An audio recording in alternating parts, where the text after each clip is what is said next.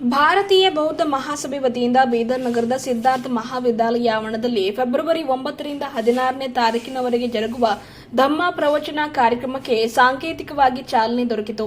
ಬಸವಕಲ್ಯಾಣ ತಾಲೂಕಿನ ಹಕ್ಯಾಳ ಬುದ್ಧ ವಿಹಾರದ ಪೂಜ್ಯ ಬಂತೆ ಧಮ್ಮಾನಂಗತೇರೆ ಅವರು ಮಾತನಾಡಿ, ಧಮ್ಮ ಪ್ರವಚನ ನೀಡುತ್ತಾ ಬುದ್ಧನ ವಿಚಾರ ಧರ್ಮ ಪರಿವರ್ತನೆ ಮಾಡುವುದಲ್ಲ, ಬದಲಾಗಿ ಮಾನವನ ಮಾನವೀಯತೆ ಪರಿವರ್ತನೆ ಮಾಡುವುದಾಗಿದೆ. ಮಾನವ ಇವತ್ತು ತನ್ನ ಅನುಕೂಲತೆಗೆ ತಕ್ಕಂತೆ ಜಾತಿ, ಮತ, ಪಂಥ ಅಂತ ಮಾಡಿಕೊಂಡಿದ್ದಾನೆ.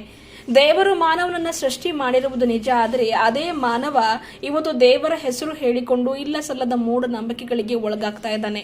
ಮಾನವ ಇವತ್ತು ಮೌಢ್ಯತೆಯಿಂದ ಹೊರಬರಬೇಕಾಗಿದೆ. ದ್ವೇಷ, ಆಸೆ, ಅಸೂಯೆ, ಮೋಹ, ಮಾಯೆ ತ್ಯಜಿಸಬೇಕಾಗಿದೆ. ಆಗ ಮಾತ್ರ ನೆಮ್ಮದಿ ಕಾಣಲು ಸಾಧ್ಯವಾಗಿದೆ. ದಿನಾಲೂ ಏನಿಲ್ಲ ಅಂದ್ರೂ ಒಂದು 15 ನಿಮಿಷದ ಧ್ಯಾನ ಸಾಧನೆಯಿಂದ ಮನ ಪರಿವರ್ತನೆಯಾಗುತ್ತದೆ.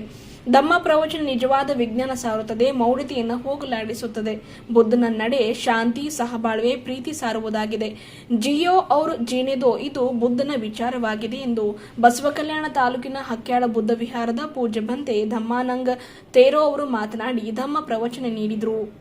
ಭಾರತೀಯ ಬೌದ್ಧ ಮಹಾಸಭಾದ ಜಿಲ್ಲಾಧ್ಯಕ್ಷರಾದ ರಾಜಕುಮಾರ್ ಗುನ್ನಳ್ಳಿ ಅವರು ಮಾತನಾಡಿ, ಪ್ರವಚನವು ಸಮಾಜದಲ್ಲಿ ಶಾಂತಿ ಸುವ್ಯವಸ್ಥೆ ಕಾಪಾಡಲು, ಮೂಢನಂಬಿಕೆ ಹೋಗಲಾಡಿಸಲು, ಸಮಾಜದಲ್ಲಿನ ಅನಿಶ್ಚಿತತೆ ಹೋಗಲಾಡಿಸಲು, ಯುವ ಜನತೆಯಲ್ಲಿರುವ ದುಶ್ಚಟಗಳ ನಿವಾರಣೆ, ಶೋಷಣೆ, ದೌರ್ಜನ್ಯ ಇತ್ಯಾದಿ ದುರರ್ಥಕರನ್ನ ಹೋಗಲಾಡಿಸಲು ಆಯೋಜನೆ ಮಾಡಲಾಗಿದೆ.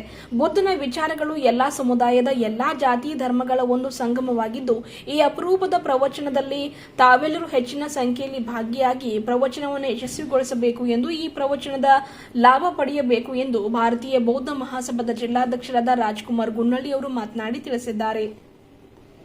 ಜೊತೆಗೆ ಇದೇ ಧಮ್ಮ ಪ್ರವಚನದಲ್ಲಿ ಮಹಾರಾಷ್ಟ್ರ ಅಹಮದ್ನಗರದ ಪೂಜ್ಯ ಬಂತೆ ಮಹಾವೀರ ಧಮ್ಮ ಪ್ರಬೋಧನ ಮಾಡಿದರು. ಈ ಸಂದರ್ಭದಲ್ಲಿ ವೇದಿಕೆಯ ಮೇಲೆ ಅಣದೂರು ವೈಶಾಲಿ ನಗರದ ಪೂಜ್ಯ ಬಂತೆ ಮಹಾತೇರು, ಅಣದೂರು ವೈಶಾಲಿ ನಗರದ ಪೂಜ್ಯ ಬಂತೆ ಜ್ಞಾನಸಾಗರ ತೇರು, ರೇಕುಳಗಿ ಬುದ್ಧ ವಿಹಾರದ ಪೂಜ್ಯ ಬಂತೆ ರೇವತ್, ಹಾಲಹಳ್ಳಿ ಬುದ್ಧ ವಿಹಾರದ ಪೂಜ್ಯ ಬಂತೆ ಧಮ್ಮದೀಪ ದೇವನಾಮ ಪ್ರಿಯ, ಹಿಪ್ಪಳಗಾಂವ್ ಬುದ್ಧ ವಿಹಾರದ ಪೂಜ್ಯ ಬಂತೆ ಬೋಧಿರತ್ನ, ಅಮಲಾಪುರ ಪೂಜ್ಯ ಬಂತೆ ಧಮ್ಮಕೀರ್ತಿ, ಮಹಾಸಭಾ ಪ್ರಚಾರ ಸಮಿತಿ ಅಧ್ಯಕ್ಷರಾದ ಪಾಂಡುರಂಗ ಬೆಲ್ದಾರ್ ಹಾಗೂ ಜಿಲ್ಲಾ ಪ್ರಧಾನ ಕಾರ್ಯದರ್ಶಿ ಸಿಂಗೆ ಸೂರ್ಯಕಾಂತ್, ಜಿಲ್ಲಾ ಕೋಶಾಧ್ಯಕ್ಷ ನರಸಪ್ಪ ಮೇಟಿ, ಬೀದರ್ ತಾಲೂಕಾ ಅಧ್ಯಕ್ಷ ಶಿವಕುಮಾರ್ ಸದಾಪುಲೆ, ಮಂಜುಳಾ ಭಾವಿದೊಡ್ಡಿ, ಚಂದ್ರಕಲಾ ಬಡಿಗೇರ್, ಧನರಾಜ್ ಜ್ಯೋತಿ, ಭಾರತೀಯ ಬೌದ್ಧ ಮಹಾಸಭಾದ ತಾಲೂಕಾ ಅಧ್ಯಕ್ಷ ಶಿವಕುಮಾರ್ ಸದಾಪುಲೆ ಅಧ್ಯಕ್ಷತೆ ವಹಿಸಿದ್ರು. ಮುಖ್ಯ ಅತಿಥಿಗಳಾಗಿ ಬಿಎಸ್ಐ ಕರ್ನಾಟಕ ಉತ್ತರ ಪ್ರಾಂತದ ಅಧ್ಯಕ್ಷರಾದ ಆದರಣೀಯ ಮನೋಹರ್ ಮೋರೆ, ಅತಿಥಿಗಳಾಗಿ ಮುಂಬೈನ ಬಿಎಸ್ಐ ರಾಷ್ಟ್ರೀಯ ಸಂಘಟಕಿ ವೈಶಾಲಿ ಮೋರೆ, ಜಿಲ್ಲಾ ಪಂಚಾಯತ್ನ ಮುಖ್ಯ ಲೆಕ್ಕಾಧಿಕಾರಿ ಜಗನ್ನಾಥ್ ಮೂರ್ತಿ, ಪದವಿ ಪೂರ್ವ ಶಿಕ್ಷಣ ಇಲಾಖೆಯ ಉಪನಿರ್ದೇಶಕ ಚಂದ್ರಕಾಂತ್ ಶಹಬಾದಕರ್, ಬಿಆರ್ ಅಂಬೇಡ್ಕರ್ ಅಭಿವೃದ್ಧಿ ನಿಗಮದ ಜಿಲ್ಲಾ ವ್ಯವಸ್ಥಾಪಕ ಪ್ರೇಮ್ಸಾಗರ್ ದಾಂಡೇಕರ್, ಕ್ಷೇತ್ರ ಶಿಕ್ಷಣಾಧಿಕಾರಿ ಟಿಆರ್ ದೊಡ್ಡೆ, ಔರಾದ ತಹಶೀಲ್ದಾರ್ ಮಲ್ಶೆಟ್ಟಿ ಚಿದ್ರೆ, ಹುಲ್ಸೂಲ್ ತಹಶೀಲ್ದಾರ್ ಶಿವಾನಂದ ಮೇತ್ರೆ, ನಿವೃತ್ತ ಪ್ರಾಂಶುಪಾಲ ಶಿವಶಣ್ಣಪ್ಪ ಹುಗ್ಗೆ ಪಾಟೀಲ್, ಇಎಸ್ಐ ಉಪಾಧ್ಯಕ್ಷ ಜಗನ್ನಾಥ್ ಕಾಂಬ್ಳೆ, ಬಿಎಸ್ಐ ರಾಜ್ಯ ಸಂಘಟಕ ಬಾಬುರಾವ್ ಅಣದೂರಿ ಸೇರಿದಂತೆ ಇನ್ನಿತರರು ಇದ್ದರು. दिवाली का यहाँ पर 14 अप्रैल का बोनस तो मिलता है, दिवाली का बोनस मिलता है ना। अगर दिवाली के बोनस पे पति ने पत्नी को सोने का गहना और एक अच्छी साड़ी नहीं दी तो वो पति को बेचारे को मिठाई तक नहीं मिली। माता रमन बात तो माता रमन जी करेंगे। टोटल जितना भी संबंध बना हुआ है, माता पिता, पिता पुत्र, सब के सब हम एक दूसरे के जरूरत के कारण बंधे हुए हैं। मैत्री, करुणा, मुदिता, उपेक्षा ये सारी की सारी समाप्त हो चुकी है। अगर बच्चे को पापा की तरफ से लॉलीपॉप नहीं मिला, चॉकलेट नहीं मिला, उसके होने वाली बढ़ती उम्र के साथ में उसकी जरूरतें पूरी नहीं हुई तो वही बच्चा कहेगा मेरा बाप दुनिया का सबसे खराब बाप। मैं वास्तविक तौर पे बोलता हूँ, मेरी बात आपको किताबों में तो नहीं मिलेगी, ये सामाजिक दर्शन है। बात माता रमाई। फिर किसी ने कहा कि नहीं माता रमाई की फोटो घर घर में होना चाहिए, बहुत अच्छी बात है, तालियां बजाना चाहिए। आज बाबा साहब की फोटो घर घर में है, आज माता रमाई की फोटो घर घर में होनी चाहिए, तथागत भगवान बुद्ध की तस्वीर भी घर घर में है। मगर जो तथागत भगवान बुद्ध यहाँ पे बैठे हैं इस तस्वीर में है, क्या वो तथागत भगवान बुद्ध की विचारधारा आपके मन मस्तिष्क में बैठी है? क्या आपके मन मस्तिष्क में औरों के लिए, अपने लिए प्रेम की भावना है? क्या आपके मन से राग, द्वेष, भय, मोह, ईर्ष्या ये सारी समाप्त हो चुकी है? नहीं सर। यहाँ से जाने के बाद में शायद यहाँ के मन पे बैठे लोग मेरी बात का पूरा मत मानना, जो मेरे सामने नाम आता है उसी का एग्जाम्पल बना लेता है। हमारे सामने मोरे सर, अब मोरे सर यहाँ से चले गए, उनका दूसरा कार्यक्रम, अरे मोरे आया बाप अध्यक्ष क्या अपनी शेकी मार के चला गया। अरे भाई प्रोग्राम रखे, मैत्री करुणा मुदिता अंडरस्टैंडिंग कहाँ गई आपकी? तो सामने में कुछ और पीछे में कुछ और, ये बुद्ध का दर्शन नहीं है, बिल्कुल भी बुद्ध का दर्शन नहीं है। बुद्ध का दर्शन उसे कहते हैं जो आगे से पीछे से अंतर्मुख होकर बिल्कुल उसकी सारी क्रिया पारदर्शी हो, उसे बुद्ध का दर्शन कहते हैं। और जिसकी क्रिया के अंदर में कुछ और बाहर में कुछ है, वो बुद्ध का दर्शन ना दे सकता है, ना बुद्ध का दर्शन स्वीकार कर सकता है। वो आपको सिर्फ धोखा और धोखा दे सकता है और कुछ नहीं दे सकता। करो बाबा साहब का काम करो, बुद्ध का काम करो, मुझे कोई एतराज नहीं। 1 घंटा वो माता रमाई कहती थी कि साहब, जब डॉक्टर बाबा साहब अंबेडकर कहते हैं माता रमाई को कि रामू मैं तुझे कुछ नहीं दे सकता, ना धन दौलत, तेरे तन पे कपड़ा भी नहीं दे सकता, मेरा संसार फटा हुआ है, मेरे फटे हुए संसार को सिलाने का काम तेरा है, और तू अपने दम पर, अपने साहस पर मेरे फटे हुए संसार को सिलाने का काम कर। मगर ध्यान रखना, मैं तुझे सिर्फ एक उदाहरण दे रहा हूँ, एग्जाम्पल दे रहा हूँ, ये माचिस की तिल्ली की डिब्बी है, हो सकता है इसमें महीने भर के 30 तिल्लियाँ हो। राम इतना ध्यान रखना, जिस दिन तेरे हाथ से 2 तिल्ली जल जाएंगी, दूसरे दिन तुझे और तेरे बच्चों को भूखा रहना पड़ेगा। तो एक ही तिल्ली में पूरा 1 दिन का काम करने की कोशिश करना। माता ले गए, सब भी जानते, सभी कहानी है, मैं तुझे एक्स्ट्रा नहीं बता रहा हूँ, सभी को मालूम है। आज तुम्हारा बच्चा बीमार हो जाए और तुम समाज के बीच में काम करने के लिए निकल पड़ो, तो वही औरत अपने पति को बोलेंगी, अरे क्या समाज लगा है भाई, तेरा बच्चा इधर बीमार है, पहले इधर आ, बाद में समाज को देखना। ये माता रमाई तो नहीं हो सकती भाई। त्याग को समझना है तो त्याग करना पड़ेगा। किताबों में त्याग नहीं मिलेगा, त्याग ये प्रैक्टिकल रूप में मिलेगा, और जब दर्द होगा तब समझ में आएगा कि त्याग की पीड़ा क्या होती है। अभी तो वो चीज नहीं है। फिर एक एग्जांपल दूंगा, ज्यादा समय नहीं लूंगा। आज भी पूरे भारत में सबसे ज्यादा शेड्यूल कास्ट के लोग हैं, शेड्यूल ट्राइब के लोग हैं। भारत में बुद्धिज्म 3 प्रकार का देखा जाता है। एक हिमालयन बुद्धिज्म, दूसरा लामा बुद्धिज्म, और तीसरा आम्बेडकर बुद्धिज्म। मगर भारत के सेंटर गवर्नमेंट के अंदर में कौन सा बुद्धिज्म रिकॉग्नाइज है, यह आज तक हमको नहीं पता। कौन सा है सर, बता पाएंगे कोई?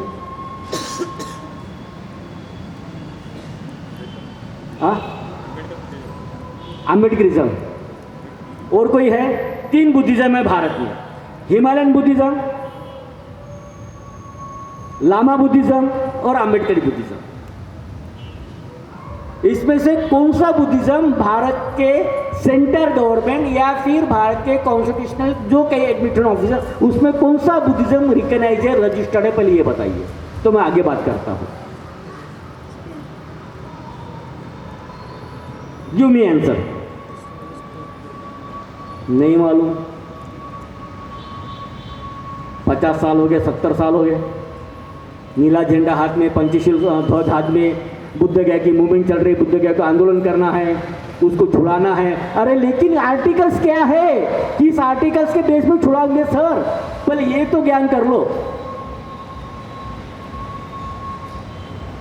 हिमालयन बुद्धिज्म को भी एक्सेप्ट नहीं करते, अम्बेडकर बुद्धिज्म को भी एक्सेप्ट नहीं करते, क्योंकि अम्बेडकर बुद्धिज्म के अंदर में कौन आते हैं, सारे के सारे शेड्यूल कास्ट वाले। और ये शेड्यूल कास्ट से तो वैसे भी सेंट्रल गवर्नमेंट को यहाँ की मनुवादी व्यवस्था को घृणा है, तो हमें क्यों एक्सेप्ट करेंगे। तो आम्बेडकर ने बुद्धिज्म को साइड से निकाल दिया। आओ फिर बचा हिमालयन बुद्धिज्म। तो हिमालयन बुद्धिज्म उधर से स्टार्ट होता है, कहाँ से, नॉर्थ ईस्ट से, जहाँ पे 7 सिस्टर नागालैंड, मिजोरम, आसाम, और वो सारे के सारे जितने भी बुद्धिस्ट कन्वर्ट हुए वो सारे के सारे ट्राइबल है। तो सेंट्रल गवर्नमेंट उनको भी साइड से निकाल के रख दिया। फिर बचा लामा बुद्धिज्म। तो लामा बुद्धिज्म ये नेहरू के समय से ही भारत में रिकॉग्नाइज कर दिया गया, क्योंकि लामा लोग मंदिर, मस्जिद, गिरजाघर कहीं पे भी जा सकते, मगर उनको कोई रोक टोक नहीं थी। तो इस तरह से लामा बुद्धिज्म भारत में रिकॉग्नाइज हुआ। आज भी हम ये बुद्धिस्ट सोसाइटी ऑफ इंडिया चला रहे, जब से इसको रजिस्टर्ड किया गया मेरे ख्याल से 50 साल के ऊपर हो गया, मगर आज तक इसकी एक भी सर्टिफिकेट सेंटर गवर्नमेंट के किसी भी डिपार्टमेंट में वैलिड मानी नहीं जाती। एम आई राइट? क्यों नहीं मानी जाती? क्यों नहीं मानी? क्योंकि हमको साइड में निकाल दिया सर, हम रजिस्टर्ड ही नहीं है। अच्छा छोड़ो वो रजिस्टर वाली बात, पहले ये तो बताओ क्या आप बुद्धिस्ट रजिस्टर्ड हो? हम भी तो नहीं है ना, वही तो माथे पे लगा हुआ अब तक, है ना। महाराष्ट्र के महार, कर्नाटक के होलिया, व्हाट इज योर आइडेंटिटी? कौन हो सर आप? यहां पे बैठे कौन है? आचरण करना दोनों चीज आनी चाहिए। एक हमको रजिस्टर टोटली जो बाबा साहब कॉन्स्टिट्यूशन के प्रियम्बल में बैठ कर कहते हैं, और उस प्रियम्बल को अगर अच्छी तरह पढ़े तो डॉक्टर बाबा साहब आम्बेडकर कहते हैं अगर भारत कभी गणराज्य था और गणराज्य है और गणराज्य रहेगा तो वो सिर्फ भिक्खु संघ के सानिध्य में, उनके विचारों के सानिध्य में ही भारत गणराज्य रह सकता। उस प्रियम्बल को अच्छी तरह पढ़ना, 14 पेज का preamble, not only fraternity, equality, ये वाली बात नहीं है उसमें, सिर्फ इतना है। रात और दिन प्रवचन चलते थे भगवान के समय में। किसी महिला को कभी खांसी आती थी तो दूसरी महिला बोलती थी कि हे मेरे भगिनी तू धीरे धीरे खांस, मेरे शास्त्रा अभी धम्म देशना दे रहे हैं, उनका शब्द मेरे कानों पे नहीं आएगा तो मेरा कल्याण नहीं हो जाएगा। तो इतने रात दिन धम्म देशना चलती थी, सब कुछ न्यौछावर करके, सब कुछ समर्पण करके बुद्ध के जमाने के लोग बुद्ध धम्म संघ के प्रति समर्पित होते हुए बुद्ध का ज्ञान अपने हृदय में उसको बिठा लेते थे। इसी बारे में भारतीय बौद्ध महासभा को भी भविष्य में सोचना है इसके बारे में।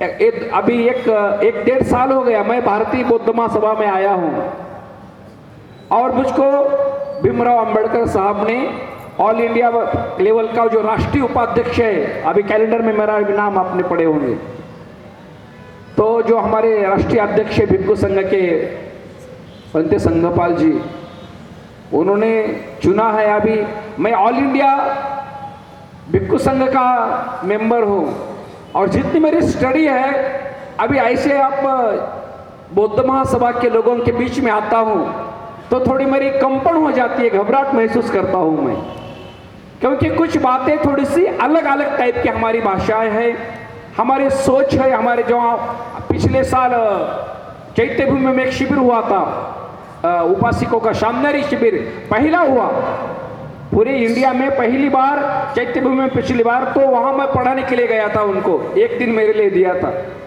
तो उसमें 2-3 समय मेरे लिए थे, तो मैं खाली 2 स्पीच किया वहां पे।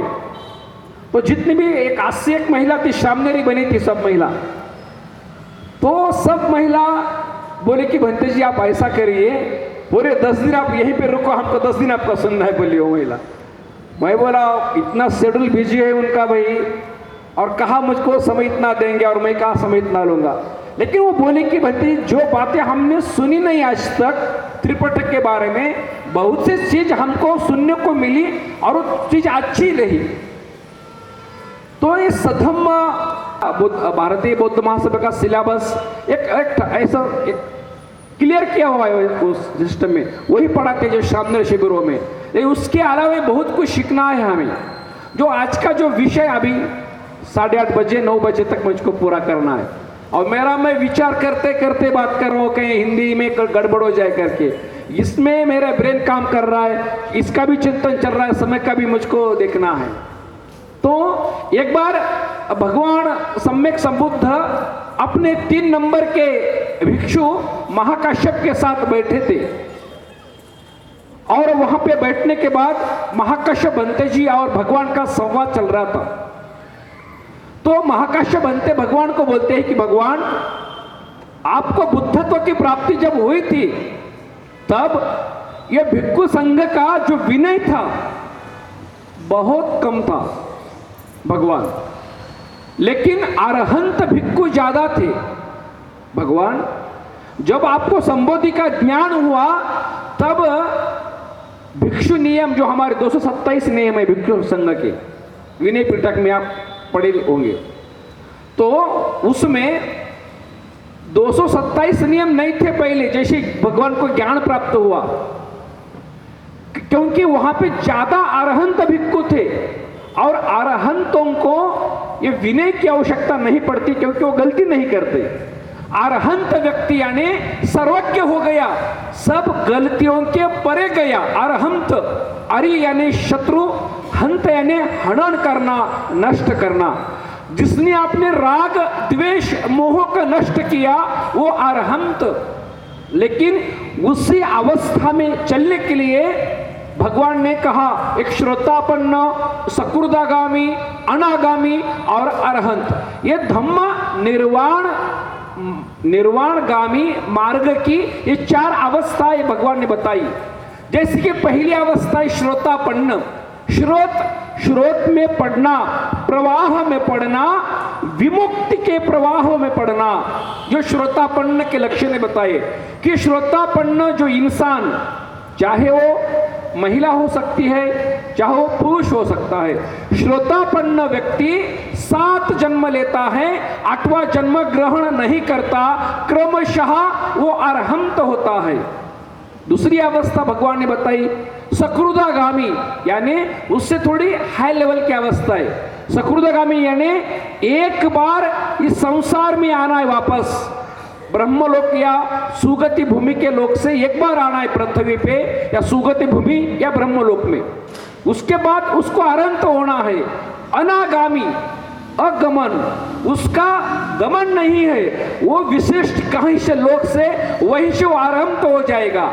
और जो अरहंत कहा है, अरहंत को इस संसार में दोबारा नहीं आना। सबसे पहले तो the Buddhist society of the India Bidar district की जितने भी कार्यकर्ता उनको धन्यवाद कि वो हर साल की तरह इस साल भी उन्होंने 9 फरवरी से लेकर तो 16 फरवरी तक धम्म प्रवचन मालिका रखी है और ये हर साल करते हैं। और तो इस तरह से प्रोग्राम होना चाहिए ताकि आज पूरे देश में धार्मिक कट्टरवाद काफ़ी ज़ोर शोर से फैलते जा रहा है और इस धार्मिक कट्टरवाद की अगर कोई दवा है तो वह बुद्ध की विचार है। बुद्ध की विचार धर्म परिवर्तन की ओर नहीं है, बुद्ध की विचार इंसान परिवर्तन की ओर है, उसके विचारों के अंदर में परिवर्तन लाने वाली है। आप ये मत समझ लेना कि हमने बुद्ध की बात की तो हम धर्म परिवर्तन की बात कर, नहीं, धर्म परिवर्तन बहुत दूर की बात है। सबसे पहले इंसान के अंदर परिवर्तन आए, एक वो साइंटिफिक सोच के माध्यम से चले, क्योंकि आज हम धार्मिक कट्टरता के कारण फिर से हम वही अज्ञानता की ओर भटक रहे हैं। साइंस का हमें नॉलेज नहीं है। आज दुनिया ने यानी आर्टिफिशियल इंटेलिजेंस काफ़ी ज़ोर से काम कर रहा है, मगर आज हमारे बीच में आर्टिफिशियल इंटेलिजेंस के कोई इंटेलेक्चुअल तक नहीं है जो उसको अंडरस्टैंड करे। ये सारी चीज़ जो हो रही है ये बुद्ध के विचारों से है। मानवीय जीवन जो मिला, 4 डार्विन कहते हैं उनकी किताब में कि मानवीय जीवन 2 लाख वर्ष के बाद में मानवीय जीवन हमें प्राप्त हुआ। 2 लाख वर्ष, इसको आप किसी सुप्रीम पावर से नहीं जोड़ सकते, इसे आप किसी मिरेकल पावर से नहीं जोड़ सकते, क्योंकि सिंपल सा थिंग है। सो दुनिया का सबसे बड़ा विज्ञान क्या है? आज हम सारी विज्ञान की बात कर, दुनिया का सबसे बड़ा विज्ञान है कि किसी भी व्यक्ति की उत्पत्ति होना, और उत्पत्ति होने के लिए 2 व्यक्ति की जरूरत होती है, मेल और फीमेल, चाहे वो इंसान के लिए हो चाहे पशु प्राणी के लिए भी हो। तो ये जब तक 2 व्यक्ति इकट्ठा नहीं आएंगे तब तक तीसरा व्यक्ति जन्म नहीं ले सकते, ये सबसे बड़ा विज्ञान है। और फिर उसके बाद में उसने अपने ज़रूरतों के हिसाब से हर चीज़ें बनाना चालू कर दी है। और आज अगर हम देखा जाए तो चार्ल्स डार्विन कहता है, डॉक्टर बाबा साहब अम्बेडकर कहते हैं कि भगवान ने इंसान नहीं बनाया, इंसान ने अपने ज़रूरत के लिए, अपने फ़ायदे के लिए, अपने स्वार्थ के लिए भगवान को बनाया है।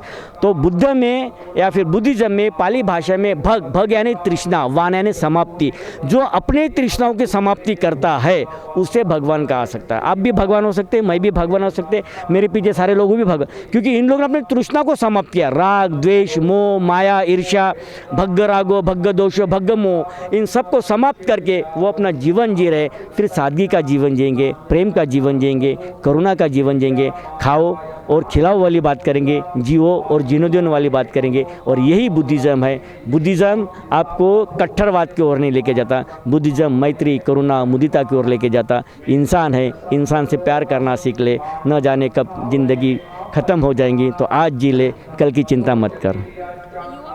युवा मैसेज युवा पीढ़ी के लिए मैं यही कहूँगा कि आज हमारी युवा पीढ़ी काफ़ी वेल एजुकेटेड है, बट उनके अंदर में माइंडफुलनेस की कमतरता है। जब तक हम माइंडफुलनेस की ओर नहीं बढ़ेंगे तब तक दो अच्छे यूथ में अच्छी फ्रेंडशिप नहीं हो सकती, दो अच्छे कपल में एक लॉन्ग लाइफ सस्टेन करने वाली वो रिलेशन नहीं बन सकती।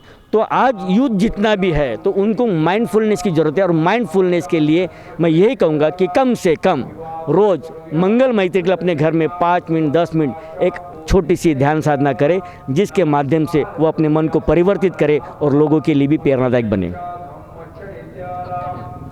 मैं भंते धम्मानाग हत्याड़ में रहता हूँ, मगर एक्चुअली मैं रहता हूँ इंग्लैंड में और यहाँ पे आया हूँ। तो इस साल हम पूरे कर्नाटक में 140 बुद्धा स्टैचू बांटने जा रहे हैं, जिसकी हाइट है 3 फीट बाय 4 फीट 9 इंच और total gold platinum Buddha statue है।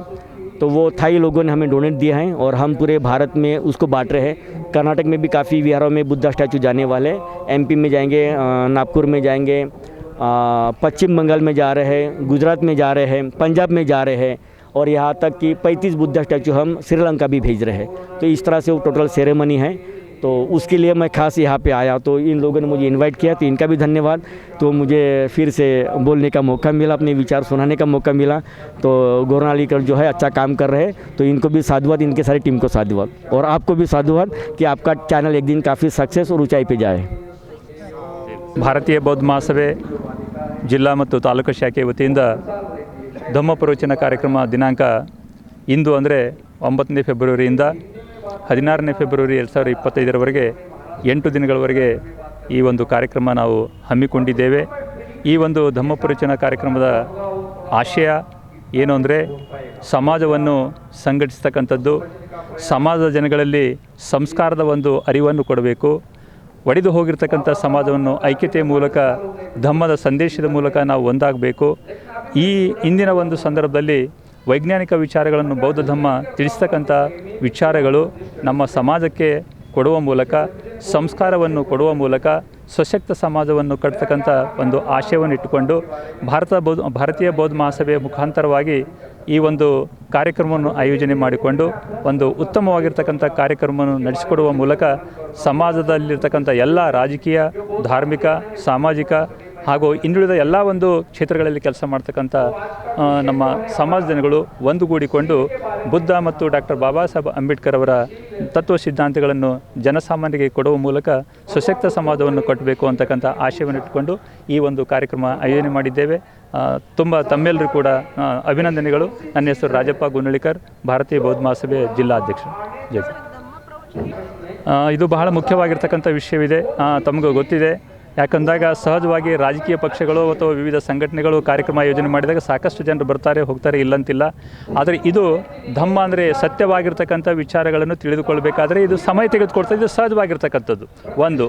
ಎರಡನೇದಾಗಿ 4-5 ವರ್ಷ ಅದು ಒಂದು ಸ್ಥಗಿತಗೊಂಡಿರ್ತಕ್ಕಂಥ ಕಾರ್ಯಕ್ರಮ ಈ ಮತ್ತೆ ಇದು ಚಾಲನೆ ಕೊಟ್ಟಿದ್ದೇವೆ। ನಾಳೆಯಿಂದ ಈ ಸಂಖ್ಯೆ ಹೆಚ್ಚಾಗ್ತದೆ ಅಂತಕ್ಕಂಥ ಆಶಯ ಮನೋಭಾವನೆ ಇದೆ। ಒಟ್ಟಾರೆಯಾಗಿ ಧಮ್ಮದ ಕಾರ್ಯಗಳೊಂದಾಗ ಸಹಜವಾಗಿ ಈ ಮಾನಸಿಕ ಮಾನಸಿಕತೆಯಿಂದ ನಾವು ಹೊರಗೆ ಬರಬೇಕಾದ್ರೆ ಬೌದ್ಧ ಧರ್ಮದ ಆಚಾರ ವಿಚಾರಗಳನ್ನು ಮೈಗೂಡಿಸ್ಕೊಡ್ಬೇಕಾದ್ರೆ ಅದು ಸ್ವಲ್ಪ ಸಮಯ ಆಗ್ತದೆ. ಖಂಡಿತವಾಗಿ ಕೂಡ ಮುಂದಿನ ದಿನಗಳಲ್ಲಿ ಸಂಖ್ಯೆ ಹೆಚ್ಚಾಗ್ತದೆ ಅಂತ ನಾನು ಆಶಯವನ್ನು. ಇವತ್ತು ಮುಖ್ಯವಾಗಿ ನಾವು ಮಾನವನ ಜೀವನದಲ್ಲಿ ಶೀಲಾಚರಣೆ ಬಹಳ ಮುಖ್ಯವಾಗಿರ್ತಕ್ಕಂಥದ್ದಾಗಿದೆ. ಶೀಲಾಚರಣೆ ಮಾಡೋದರಿಂದ ಮಾನವೀಯ ಮೌಲ್ಯಗಳನ್ನು ಹೆಚ್ಚು ಮಾಡಿಕೊಳ್ಬೇಕು ಅಂತಕ್ಕಂಥ ಒಂದು ವಿಚಾರವನ್ನು ಇಟ್ಟುಕೊಂಡು ವಿಶೇಷವಾಗಿ ಇವತ್ತು ಶೀಲಾಚರಣೆ ಮಹತ್ವದ ಬಗ್ಗೆ ಇವತ್ತು ಕೊಡ್ತಲಿದ್ದಾರೆ ಪೂಜ್ಯವಂತೆ ಮಹಾವೀರೋ ಅಹಮದ್ಪುರ್ ಮಹಾರಾಷ್ಟ್ರ. ನಾಳೆ ಇರ್ತಕ್ಕಂಥದ್ದು ಭಗವಾನ್ ಬುದ್ಧರ 32 ಲಕ್ಷಣಗಳ ಬಗ್ಗೆ ವಿವರಣೆಯನ್ನು ಕೊಡ್ತಲಿದ್ದಾರೆ. ಭಾಳ ಸುಂದರವಾಗಿರ್ತಕ್ಕಂಥ ವಿಚಾರಗಳು ನಮ್ಮಲ್ಲಿ ವ್ಯಕ್ತವಾಗ್ತವೆ. 32 ಲಕ್ಷಣಗಳು ಇವನು ಸಾಕಷ್ಟು ಜನಗಳಿಗೆ ಕೂಡ ಗೊತ್ತೇ ಇರದೇ ಇರತಕ್ಕಂಥ ವಿಷಯಗಳು ಕೂಡ ಮನವರಿಕೆ ಮಾಡಿಕೊಡ್ತಕ್ಕಂಥ ಕಾರ್ಯಕ್ರಮ ನಮ್ಮ ಈ ಒಂದು ಬೌದ್ಧ ಧಮ್ಮ ಪ್ರವಚನ ಮಾಲಿಕೆಯಲ್ಲಿ ನಾವು ಅಳವಡಿಸಿಕೊಳ್ಳಿ. ಸಮಯ ನಾವು ನಾಳೆ 6:30 ಗಂಟೆಯಿಂದ ಖಂಡಿತವಾಗಿ ಕೂಡ ಪ್ರಾರಂಭವಾಗಿ ಮುಂದೆ 8ವರೆಗೆ ನಾವು ಮುಕ್ತಾಯ ಮಾಡ್ತಕ್ಕಂಥ ಒಂದು ವಿಚಾರ ಇದೆ. ಧಮ್ಮದ ವಿಚಾರಗಳು ಬಂದಾಗ ಸಹಜವಾಗಿ ಸ್ವಲ್ಪ ಚರ್ಚೆ ಮಾಡ್ತಕ್ಕಂಥ ಸಂದರ್ಭದಲ್ಲಿ ಒಂದು ಅರ್ಧ ತಾಸು ಹೆಚ್ಚು ಕಡಿಮೆ ಆಗ್ಬೋದು. ಇವತ್ತು ಪ್ರಾರಂಭ ಇರೋದರಿಂದ ವೇದಿಕೆ ಮೇಲೆ ನಾವು ಸಾಕಷ್ಟು ಮಹನೀಯರನ್ನು ಕರೆಸಿದ್ದೇವೆ. ಆರಂಭದಲ್ಲಿ ಮತ್ತು ಮುಕ್ತಾಯದಲ್ಲಿ ಸ್ವಲ್ಪ ಆಗ್ತದೆ. ತದನಂತರ ನಾವು ಯಾರೂ ಕೂಡ ವೇದಿಕೆ ಮೇಲೆ ಇರುವುದಿಲ್ಲ. ಒಟ್ಟಾರೆಯಾಗಿ ಧಮ್ಮದ ಗುರುಗಳು ಮಾತ್ರ ವೇದಿಕೆ ಮೇಲೆ ಇದ್ದುಕೊಂಡು ಧಮ್ಮೋಪದೇಶವನ್ನು ಕೊಡ್ತಕ್ಕಂಥ ಕೆಲಸ ನಮ್ಮಲ್ಲಿ ಆಗ್ತದೆ ಅಂತಕ್ಕಂಥ ಮಾತನ್ನು ಈ ಸಂದರ್ಭದಲ್ಲಿ ಹೇಳ್ತೇನೆ. ಥ್ಯಾಂಕ್ಸ್. ನನ್ನ ಹೆಸರು ರಾಜಪ್ಪ ಗೋನಳಿಕರ್, ಜಿಲ್ಲಾಧ್ಯಕ್ಷರು ಭಾರತೀಯ ಬೌದ್ಧ ಮಹಾಸಭೆ ಬೀದರ್.